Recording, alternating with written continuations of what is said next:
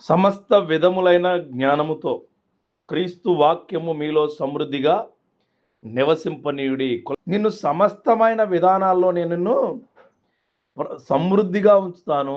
సమృద్ధి అన్నదే ఎవరో ఇస్తే రాదండి, దేవుడి దగ్గర ఉంటేనే వస్తుంది. పాపంతో విశ్వాసి చేసే పోరాటంలో దేవుని మాటలకున్న ప్రాముఖ్యత చాలా గొప్పది.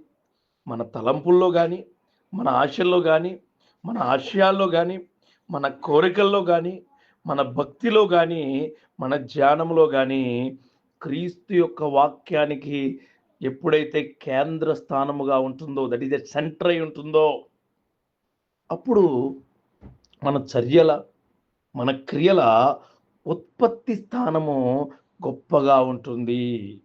పాపం ఎప్పుడు దేవునికి వ్యతిరేకమే, గుర్తుపెట్టుకోండి. కానీ క్రీస్తు యొక్క వాక్యము సమృద్ధిగా ఉంటుంది.